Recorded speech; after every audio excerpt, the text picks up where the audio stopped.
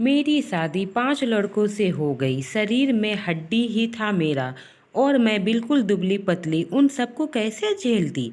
जैसे ही सुहागरात का टाइम आया वे पांचों लोग बारी बारी से मेरे साथ सुहागरात बनाने लगे। उसके बाद जो भी मेरे साथ हुआ सुनकर आपकी रूह कांप उठेगी। दरअसल मैं ऐसे खानदान में पैदा हुई थी जहां सभी भाइयों की दुल्हन एक ही लड़की बनती थी। मेरी माँ भी मेरे पापा और पापा के भाई एक ही पत्नी थी। मैं 19 साल की थी और मुझे बड़े मेरे मेरे से बड़े 5 भाई थे। घर में शादी का माहौल था क्योंकि मेरे पांचों भाइयों की शादी थी।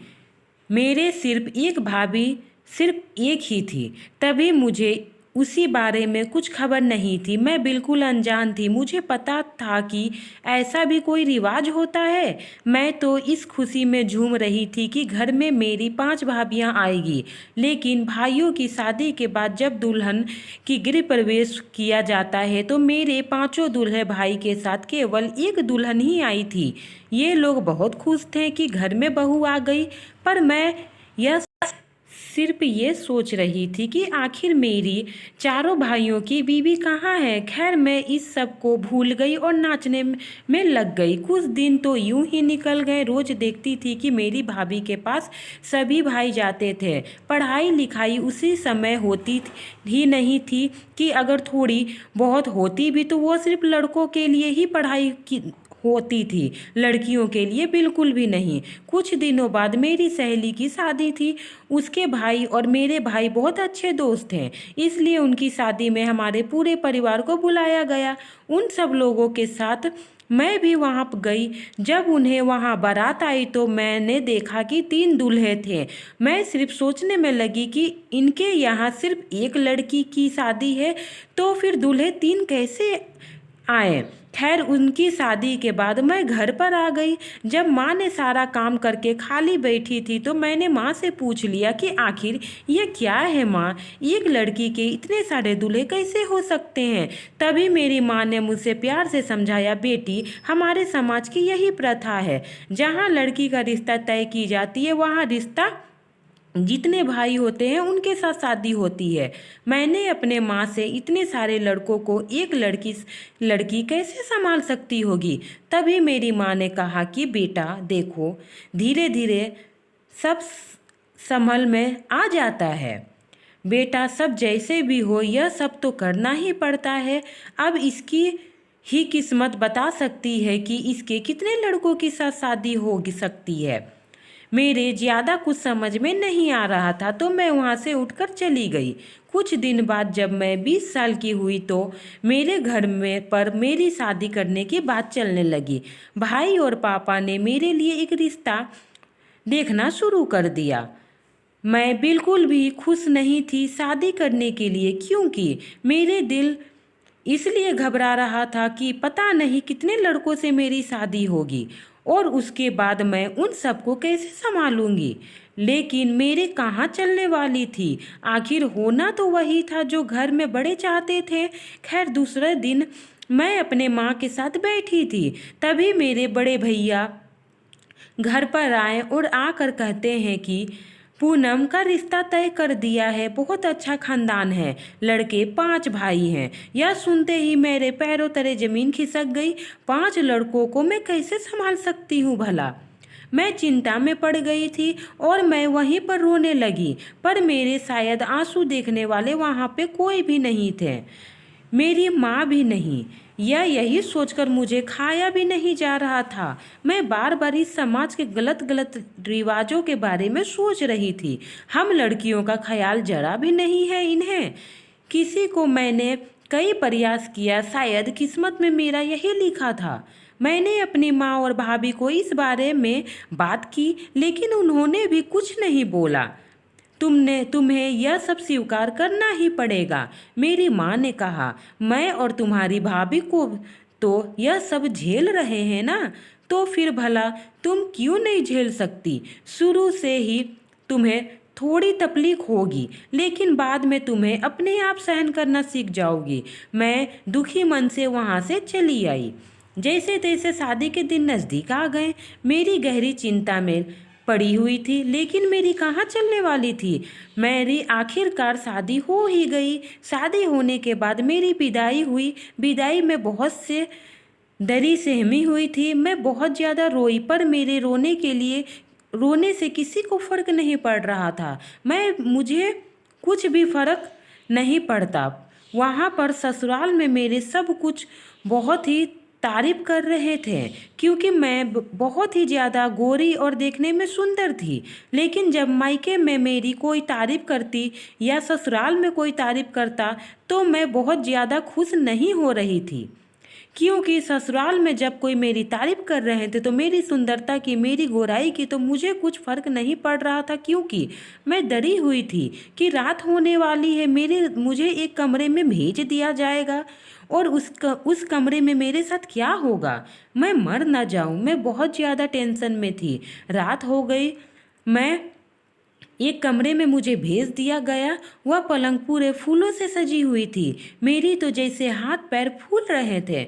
मुझे कुछ भी समझ में नहीं आ रहा था और कुछ औरतों ने मुझे उस पलंग पे ले जाकर बैठा दिया।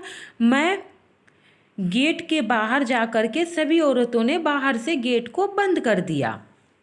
कुछ देर बाद सबसे बड़े वाले मेरे पति मेरे कमरे में आए और उसने मेरी घूंघट उठाकर मेरे साथ सुहागरात बनाई। उसके जाते ही दूसरे भाई आए। वैसे करते करते एक एक करके पांचों भाई आकर मेरे साथ सुहागरात बनाए। जैसे ही मेरे शरीर की हड्डी एक एक करके टूट रही हो, मुझे इस तरीके से महसूस हो रहा था, जो बहुत तकलीफ हो रही थी। पर मेरे वहाँ आंसू देखने वाले शायद कोई नहीं थे। सभी भाइयों ने एकाएक करके मेरे साथ सुहागरात बनाकर दूसरे कमरे में जाकर सोने के लिए चले गए। इसी तरह सिलसिला चलता रहा। हर रात मेरे पांचों पति मेरे पास आकर के मेरे साथ सोते थे, पर मैं मना करती थी, पर कोई ये बात को नहीं मानता था। लेकिन सबसे छोटे जो मेरे पति थे, पांचवा नंबर, वह बड़े दयालु थे। वह मुझ पर दया करते थे। वह कमरे में आते थे, पर मेरे मना करने पे वो मुझे हाथ तक नहीं लगाते थे। मेरे पति, उसके मन में बहुत अच्छा प्यार था और मैं उन्हें मन ही मन उनके प्रति मेरे प्यार हो गया, एक अलग सा, क्योंकि मेरे सभी छोटे पति मेरे को समझते थे, मेरी दुख तकलीफ को समझते थे। मेरे आंखों के आंसू आते तो वह मेरे आंसू पोंछते थे। धीरे धीरे करके मुझे सबसे छोटे पति से प्यार हो गया और बाकी तीनों से मुझे नफरत सी होने लगी। मैं नहीं चाहती थी कि वह मुझे छुए और मेरे सबसे छोटे वाले पति भी चाहते थे कि उनके अलावा कोई बड़े भाई मेरी बीवी को ना छुए। वह सिर्फ मेरी बीवी को सिर्फ मैं ही हाथ लगाऊं और मेरे चार भाई नहीं छुएंगे।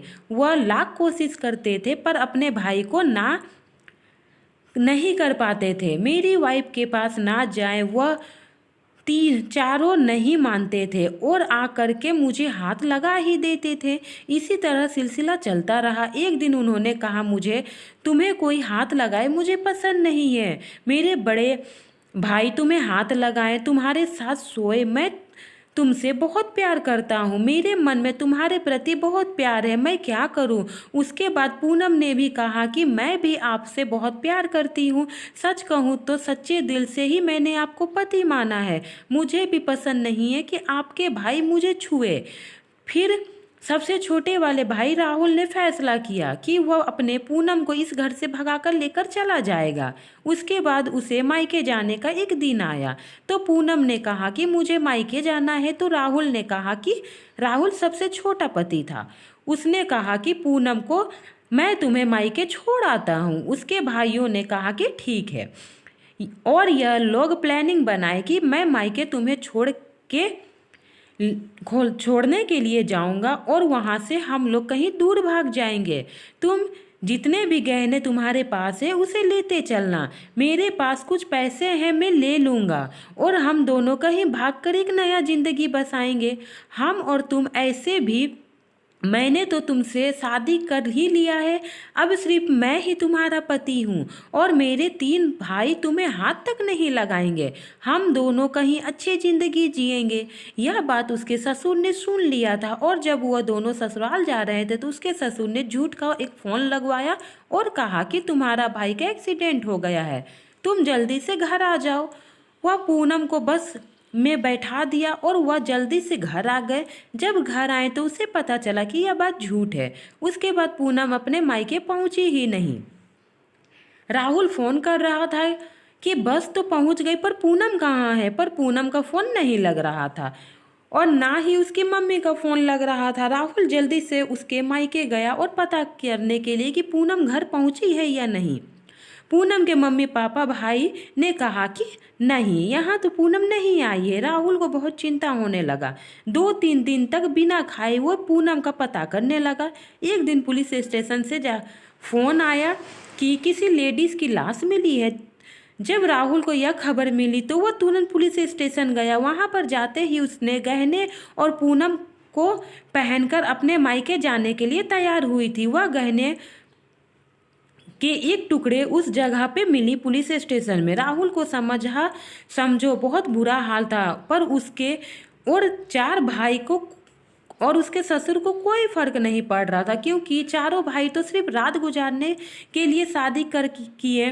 वह तो उसके साथ गुजार ही लिए थे। आज नहीं तो कुछ दिनों बाद दूसरी शादी करके लड़की मिल ही जाएगी। शादी करके रात गुजारने के लिए कोई और लोग सच्चा प्यार किया ही नहीं थे, पर राहुल ने अपनी बीवी से सच्चा प्यार किया था। उसे बहुत तकलीफ हो रही थी। वह तो ऐसे कि जीना ही छोड़ दिया था। उसे वह बहुत तकलीफ हो रही थी। पर पुलिस ने कहा कि यह चोरी का मामला है, क्योंकि सारे गहने यहाँ पर नहीं हैं, सिर्फ एक गहने ही बचे हैं। लगते हैं इसके साथ ज़बरदस्ती भी हुई है और चोरों ने भी बड़ी आराम से चोरी की है। एक दिन राहुल ने अपने बीवी को बहुत याद कर रहा था। वह रात भर सोया भी नहीं। वह बाहर टहलने के लिए चले गए और सोच रहा था कि मेरे पिताजी क्यों झूठ बोले थे। जब हम पूनम को मायके छोड़ने जा रहे थे तो मेरे भाई का एक्सीडेंट हुआ है, पर ऐसा कुछ भी नहीं हुआ था। उसे अपने पिताजी पे थोड़ा सा शक हुआ। अब देखता है कि उसके पापा एक जमीन को खोद रहे हैं। राहुल को कुछ शक हुआ। वो छुपकर देखने लगा। उसने जमीन को खोदकर एक लाल कोठरी में से सोना निकालकर उसे देख रहा था। तभी राहुल वहां पहुंच गया और वह पापा अपने इतने रात को यहाँ गड्ढे खोदकर इस लाल कपड़े में क्या कर रहे हो। उसने अपने पिताजी से वह कपड़े को छीन लिया और राहुल झटके से अपने पापा के हाथ से छीन लिया तो उसने देखा कि उसमें पूनम के गहने हैं। उसने अपने पापा पे विश्वास नहीं हुआ और कहा, पापा आप ऐसा कैसे कर सकते हो। तो उसके पापा ने कहा, देखो मैंने इतने खर्च करके तुम लोगों की शादी की। तुमने प्लानिंग बनाई थी कि सारे गहने लेकर तुम पूनम को भाग जाओगे। मैं अपने गहने कहीं जाने नहीं देता।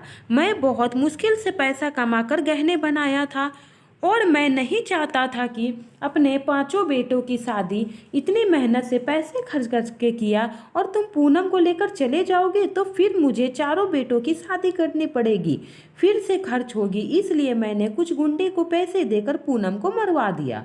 उसके बाद राहुल वहाँ पर फूट फूट कर रोने लगा और उसे रहा नहीं गया। उसने पुलिस स्टेशन में फ़ोन करके अपने पापा को पुलिस स्टेशन भेज दिया और सभी भाई को पूनम को भूल ही गए।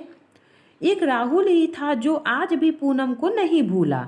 आज तक वह पूनम को याद में रोता रहा और दूसरी शादी भी नहीं की है। मन से वो पूनम को हटा ही नहीं पा रहा था। उसने कहा, मैं एक ही बार शादी किया जो पूनम थी। पूनम से मैंने सच्चा प्यार किया जो मेरे साथ मुझे आधे रास्ते में छोड़कर चले गई, पर कुछ नहीं बिगड़ा। मैं अपने दिल में पूनम को रखा हूँ। पूनम की दिल से याद कोई नहीं मिटा सकता मेरी। मैं पूनम को बहुत प्यार करता था, लेकिन मेरी एक गलती के कारण और मेरे पापा की एक गलती के कारण आज मेरी पूनम मेरे साथ नहीं है, पर मेरे आत्मा मेरे रूह में पूनम बसी हुई है। पूनम जहाँ भी हो तुम खुश रहना। मैं तुम्हारे यादों के में अपनी ज़िंदगी काट ही लूँगा। धन्यवाद। फ्रेंड, मेरी ये कहानी आपको कैसी लगी? अच्छी लगी हो तो प्लीज़ मेरे चैनल को सब्सक्राइब करें, मेरे कहानी को लाइक करें और अगर आपको कहानी पसंद आती है तो एक छोटा सा कमेंट करें। चलिए मिलते हैं नेक्स्ट हिंदी सस्पेंस कहानी के साथ। धन्यवाद।